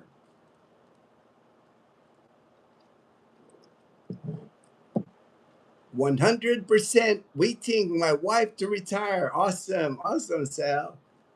Desi. All right. Sal, I am getting on Gino's deers. I don't know about deers. Deers is like our medical in the military. We have to be registered in deer. I don't think you can be my dependent. I don't think you can be my dependent, Sal. There are many lots in house and lots in Gino's place. Yeah, yeah. A lot of the empty lots that you see here, a lot of those are owned by OFW, investment property, because people are finding out, like in gated community, when you buy the lot, even just the lot, not even a house built on it yet, the per square meter, it just keeps rising. When people ask how much is the per square meter in your subdivision now, I've never seen the price drop. It's always like the price of, I guess that's what they always say, right? Like land, it just keeps going up in price. You won't lose money. That's why a lot of people invest their money here on the lots. Keep safe and stay strong. All right, all right. Shopping near the White House, two people wounded, including, yeah, I mean, stuff like that, Sal, happens here in the Philippines too. It's like, yeah, you just got to be, when you're here, you got to be aware of your surroundings. Don't put yourself in like bad situations. Like me, I don't go out at night. Even in Calibo, I don't go out at night. I know it's safe to go in Calibo, but a lot of things go wrong here at nighttime. Even driving on the roads here in the province, you got so many people here driving without their headlights, or motorbikes without their tricycles without headlights. You can't see them. And of course, here in the province, everybody drinks here at night. It's like there's a lot of drunk driving going on. There's a lot of fiestas going on. People drinking. Next thing you know, they're on their motorbike trying to get home. That stuff happens in the province. So that's why me, man, I stay home. I stay home at nighttime. Daniel, howdy and good morning, all my posse bros. Hey, Daniel, good to see you, brother. Good to see you. Hope all is well in Cebu City. Hey, there's Castaway Drip. Michael S., my brother from another, the Duke Aduma. Good morning, Castaway Drip. He's got a YouTube channel too, that Castaway Drip. I was watching the races. He did a video live stream yesterday of the Dragon boat races by the Boulevard in Dumaguete City. If you want to see videos of Dumaguete City, live streams of Dumaguete City, Castaway Drift, check out his channel. Quality of life, love is greatly increased by living there in the Philippines. I think so, Daniel, right? It's like people here are just more friendly. I think Daniel had mentioned that to me when he was here in Calibo when we were talking. People are just friendly in the Philippines. For expats, Kano, Afam, when they're here, people will smile at you. People will like want to hear your story. They'll talk to you here. It's not hard to find people to talk to when you're a foreigner, when you come here to the Philippines. Michael Manalastas, rent of two-bedroom in Santa Clara. Three, man, man, you would, if you have $3,000 to $5,000 here in the Philippines, with that money, $5,000, that you would be living. If you're single and you would be living like a king here with that kind of money. Literally, you can eat out every night. You don't even have to ever cook. People be cooking for you. You can hire a chef. You can hire a living maid. You can hire all the people that you need to hire, with $5,000 a month. Man, that's crazy. How much Merle's rent Boracay? Merle's rent in Boracay, Rosalie gave him a good deal. It's like, because, Rosalie's my friend. 20,000 pesos for his one bedroom. One bedroom. So about $350 for a one bedroom, fully furnished, electricity, water, internet included. No bills. No bills. Basically, he's paying $350 and got nothing to worry about. Even his gas tank is paid. Rosalie even filled up his propane tank for cooking. That's how. That's why Merle, man. Every time I'm like talking to Merle or chat, you can tell he's just happy. He got the big smile on his face, man. Coming from San Diego, California. Now he's enjoying Boracay, eating at the carinderias in Boracay. Having less is having more. Amen, my brother from another. I truly believe that because I experienced it myself. When I was living in the United States, I was living the American dream for me, for a Filipino moving to the United States. I was living the American dream, that in my mind, the American dream, because I had a home. I had a garage. My garage was full of. I had three bicycles, man. I had two road bike and a mountain bike, and my bicycles were cheap. Man. My bicycles were like minimum $2,000 each, but I was into that. That was the thing. It's like I had gadgets. I had iPhones. You know.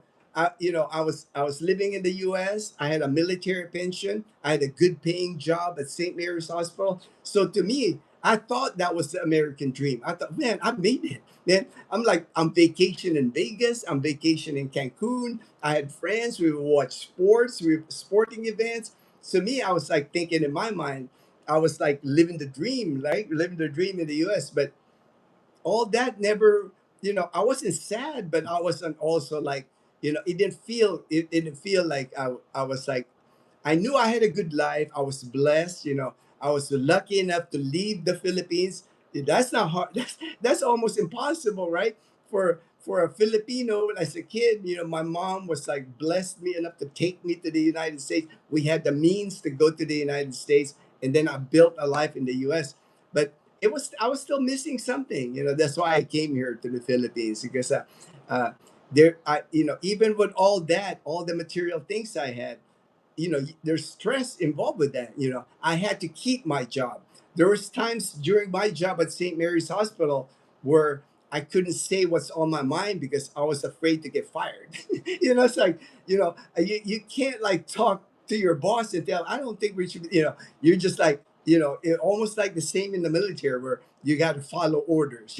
You're told something to do and you do it. It's like, I learned that didn't just apply in the military. That also applied in the civilian world. Yeah, you do what your boss tells you. It's like you're there to please your boss, because if you don't please your boss, you might be in the unemployment line. You might end up in the unemployment line. So to me, having less just made me realize when I came here, I had one suitcase, one backpack. I had my laptop bag. That's all I had. And ever since then, I made it a point, and even with Dazzle, we make it a point to not accumulate things, because life is so much easier with less things. The more crap you have, the more stuff you have, it's gonna weigh on you. It's like look at the people that is like moving here to the Philippines. When they have loads and loads of stuff to get rid of, that's stressful, man. Putting an ad on Marketplace, dealing with people coming out, bargaining with you about all the stuff you own, that's just stress. So that's why a lot of people, when they go through that, man, I'm never buying anything again. I know Daniel is like, I'm never buying crap again, because I don't want to accumulate things anymore. Best shots, best. I'll just call you best. Love your energy, man. Oh, thank you so much for the kind words, my friend. Keep up you're doing best from Turkey. All right, appreciate it, Turkey. All right. That's funny. Sal, how much is the rent in your? It just depends, Sal. Like I said, a 2 bedroom, 1 bath, same setup as my house. 2 bedroom upstairs, small living room area here and a bathroom. Below 10,000 pesos, you can rent it here. Uh, I've even seen a lot. I've seen people a lot less. So about $170 a month rent, and it's in a gated community. We got security guards. We got people cutting the grass. People picking up our trash. I like living in the gated community here because there's some type of order. It's like when you live outside the gated community, you got to worry about roosters. You got to worry about karaoke all time of the day, all time of the night. Here, no roosters, no pigs, no goats. You're allowed to have a dog. You're allowed to have a cat, but no farm animals in our community, and also no karaoke, limited to like 10 p.m. every night. After 10 p.m., no more loud karaoke. And our street, I guess I got lucky because our street here, we all get along. We all know each other. The kids here, I've known the kids since they were a baby. Now they're like 10 years old now. So I know my neighbors. We're all friends. Good AM, Mike, the Duke of Duba. Good AM, Daniel. Good morning, Master Fortune. So true, Gino. I remember emptying out my house thinking, Michael, what in the world were you thinking? I was the same way, brother. I was the same way, man. I was like, man, I got to the point when I was getting rid of stuff. I was taking so much clothes to the Goodwill, just donating it. I was even putting stuff on my, how you put like in your house in front of there, you just put a free sign, take it. I would put it there. I just kept putting stuff there so people would take it because I just wanted to get rid of stuff. In regards to all materialistic stuff, I accumulate, make money, spend money buying. I know, right?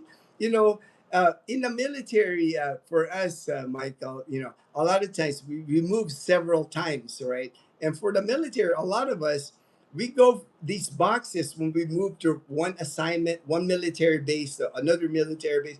Sometimes you don't even open the box. You got so many boxes, you stack them in your garage, and like, I ain't got no room to put in my house anymore. And then next thing you know, you're moving to another assignment and you're bringing the same box. Half the time you just got like that lettering in there, like living room stuff or bath or bedroom stuff, and you're just moving it from one location to another. You're carrying stuff that, like, this just accumulating space. That's why now I make it an F. That's why we live in a 430 square foot home. Our two-bedroom, one bath is 430 square foot. There's four of us here. I'm living with three women sharing one bathroom. I'm totally fine with that because I'd rather have less than, I don't want to, live in a bigger house because I know there's going to be more stuff in it. I just like being more minimalistic now. Things for temporary happiness. Now I have priceless permanent. Yeah, right. To me, what I value more now are like experiences with and memories. That's what I collect now. Our trips to Boracay. Yesterday, when Dazzle and I and Leanna, we went to Tambak. We're laughing, we're smiling, we're going to the frozen yogurt place. That's what I want to collect. I want to collect those good memories, not material things that you buy it, you're happy, right? You're happy you got it. Then next thing you know, it's in a drawer somewhere. Oh, you open the drawer. Oh, yeah, man, I got a lot of stuff in there. And it's like, why are you buying all this stuff? Amazon is like, you know, I've never bought anything at Amazon. It's like I've never bought anything at Amazon. People send me stuff in Amazon, from the US, our subscribers. Lazada, there was a time when Lazada was like, oh, I like that. But now, minimal stuff that I buy in Lazada now. Pinay Heart. Hi, brother Gino and friends. All right, Pinay Heart. Thank you. Thank you for joining the live stream from Oceanside, California. So I did. I covered all the topics. I covered all the news. I covered all the my topic today about aging gracefully here in the Philippines, and I see it. I see many of my friends. Were, I guess, because my channel kind of caters to retirement here. I'm getting older now. I'll be 60 here August 1st. I'll turn 60. I'll get my senior card. I'll get my senior card here in the Philippines. So that's why, like, I see the life that the people have here, and then I've talked to many people now about the life that they had in the US. And even JP and I, we were like sitting on 7-Eleven. We were talking about it. It's just uh, for people that's on a budget, or even if you're not on a budget, but you're like, your funds, you're not sure if you're going to be able to afford assisted living someday. The Philippines, I think, is a great choice because here you won't need that. You don't have that worry. You're going to meet people here that's going to be your support system here. If you're alone, unfortunately, I guess there's a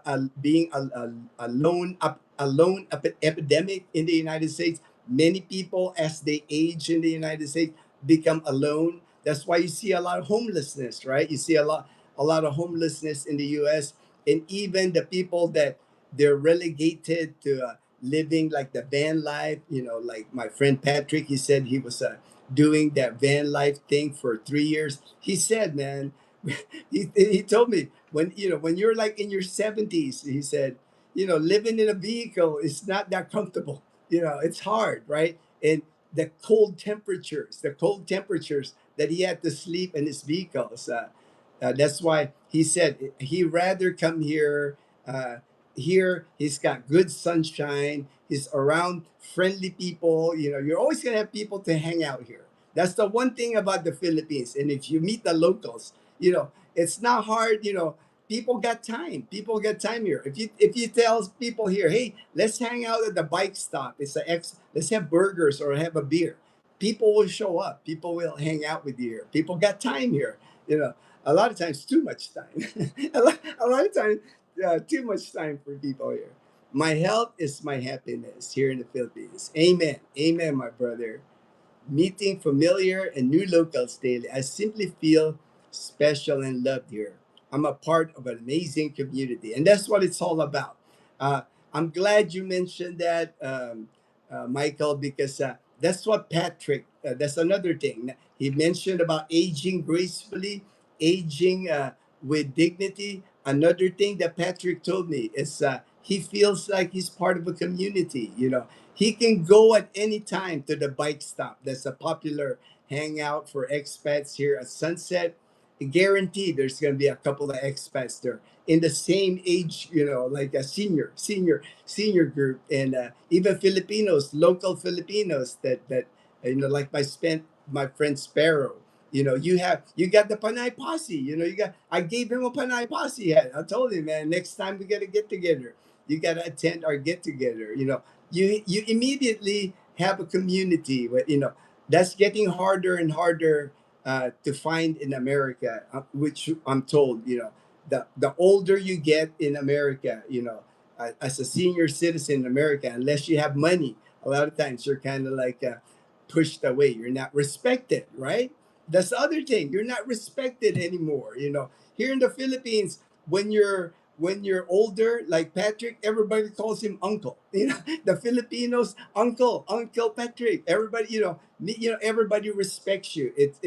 An older gentleman here is not looked at as, oh, you're too old. You're useless now. Here, people know how to treat their elders here. They respect older people here. I'm blessed. I know, brother. I know you're blessed. Good to hear that. Good to hear that. My brother from another. Yep, van life is expensive here in Oceanside. We checked out the RV resort. The rent starts at 2,500 here. Oh wow! See, like, I mean, that's crazy. You're already living in an RV, and then just to park it, right? To park it. Yeah, that is crazy. That crazy amount of money. That's becoming popular here now too. Pinay Heart. I'm seeing more and more people, the camper, not just van but like RV type setting, not as big as like the fifth wheel. You don't see that here, but you can see like smaller RVs. It's becoming a lot of the Toyota Tamaraw, the new Toyota Tamaraw. A lot of people are turning that into like a vehicle to live or to travel in. Someday when maybe once I get my Social Security, those are the things that Dazzle and I, you know, it'd be nice to have like a camper van to travel different areas of the Philippines. Even when someone owns a manufactured home, they still have to pay space rent on top of the home price. I know, right? I know, Pinahart. One time, Dazzle and I, we were during the pandemic, because we were stuck at home here. We're always watching the videos. We were like dreaming of like doing van life in the U.S. at one time because we were watching so many van life. But now, that was 6 years ago. Now I'm looking at the van life in the U.S. That's not even getting attractive because a lot of people doing the van life. It's not like they're doing it for fun or a change of lifestyle. They're forced into it. A lot of Americans now, they can't, they get booted out. They get booted out of their apartment. Next thing you know, they're living in their car in a tent. That that's not, that wouldn't be the situation I want to start. I want to do the van life because, in a nice van and, you can afford it, not forced into like homelessness. Casta, someday. Oh, for sure, brother. No, no pressure. No pressure, man. We'll meet for sure. We'll meet. It will be special. I know. I know it will be. I know it will. I'm sure we will. I know. We're brothers already, and I haven't even met you in person. And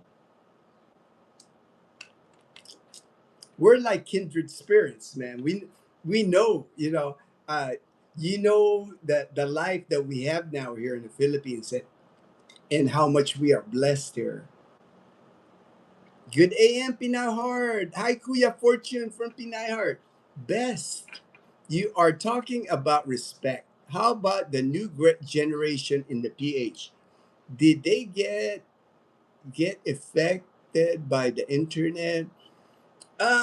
Maybe more in the cities, best. But here in the province, like I see it with Leanna, I see it with Leanna's classmate.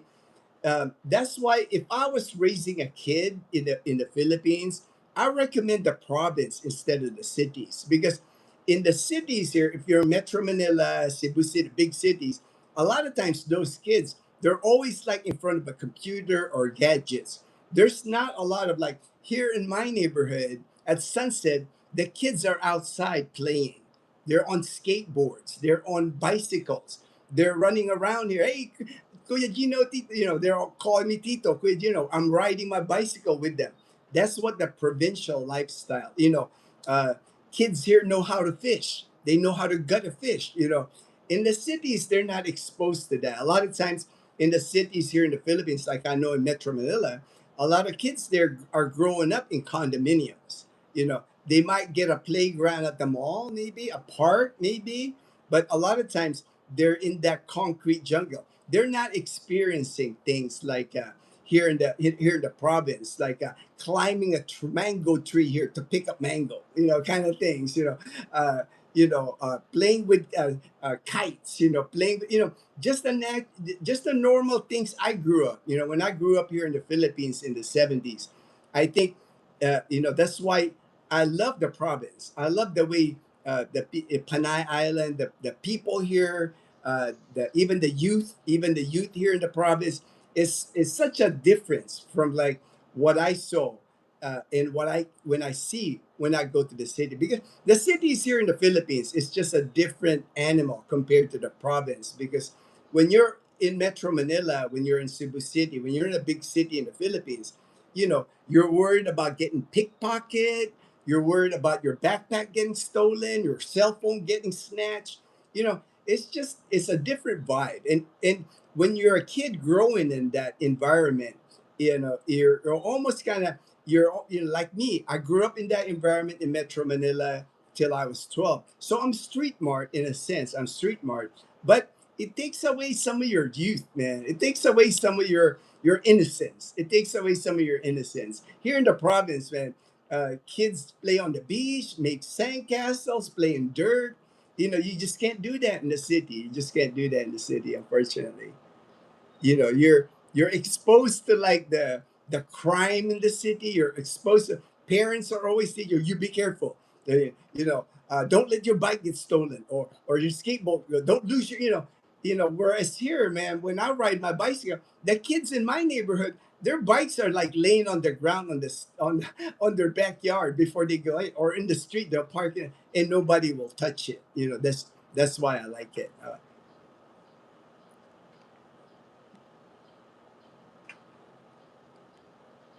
And Filipinos, as far as the best, as far as respecting, again, it all is up to the parents, right? So a responsibility of the parent to raise their kids properly. But here, kids still are respecting, because here in the Philippines, if you're a kid, you're acting up, you're gonna get smacked in the head here. This is not America where all the kids are crying and child abuse, child. It's not like that here in the here in the province. When grandma or auntie or somebody start picking up a switch or a bamboo stick to smack you, they're gonna smack you. The older people here got respect from the kids here. Is it your anniversary? Not hard, not hard. Not yet, not yet. All right, fortune. Mike S is having a great life. Oh, I know. I love watching him. I love watching him, man. Making more friends each day, eating fresh, healthy food, getting good exercise, always on the boardwalk. When you posted your photo, 21 years with Adam, something. Oh, okay, okay. I get it. I get it. I think I saw that photo. I have hopes to meet you, Master Fortune. Meeting you has been one of the blessings. All right, all right. I am still working, so can't take much time out. Yeah, yeah, right, Fortune. Someday, Fortune, YouTube has opened up so many doors for me beyond anything I ever imagined. Once again, blessings. Kuya Fortune, 21st anniversary from Adam visited me. Oh, okay, okay. Haha, you pretty much summarized everything. Thanks. All right, Bess. All right, all right. Thank you, thank you. 21st anniversary. All right, from the Philippines. Petition me. I think that that should still be the easiest way. I think if you have a Filipina that you want to take to the United States, I think the petition, the fiance visa, I think that's still the easiest way. It's getting complicated now with the way I know there's a lot of Filipina nurses here that go to the United States. They work. They're on a contract, 2 to 3 year contract. It's getting harder now. Now they have to go back here to get a green card. The way I'm understanding it, they just can't apply it or change a status in the United States. But a lot of times they'll just continue working in the U.S. and meet somebody and marry someone in the U.S. That would still be the best, quickest option to get that green card. Speaking of blessings, during the live stream yesterday, a Filipino came on introducing himself from Manila. He showed me his phone and was watching a live stream while at the dragon races. Blessed on the dragon. Oh, the dragon boat. At the dragon. I know, right? It's like I read they are asking, yes, they are asking more requirements. And now, now before the main thing before when you're already in the United States, you can just apply for status change, but it allows you to stay in the United States. There's many ways to stay in the United States. Now they're just making it more like if your working visa is over, your contract is over, time for you to head back. Time for you to head back. It's not the there are many pathways before to get that green card. Now they want you to apply for your green card in your home country. My friend shared some of the requirements that I do not even remember that they asked me for requirements. Yeah, I know for a fiance visa to go to the United States, to me that would still be the easiest path.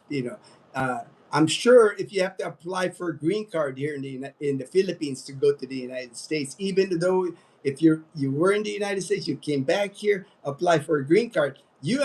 Embassy here, man, it takes time. U.S. Embassy here is swamped with people trying to get a visa to the United States, so it's gonna take time. Anything that you process at the U.S. Embassy here, it's gonna take time. My lady friend Jen from Bacolod, I'm going to do my saw him and gave him pasalubongs, pasalubongs. All right. Wow. Glad my friend made it.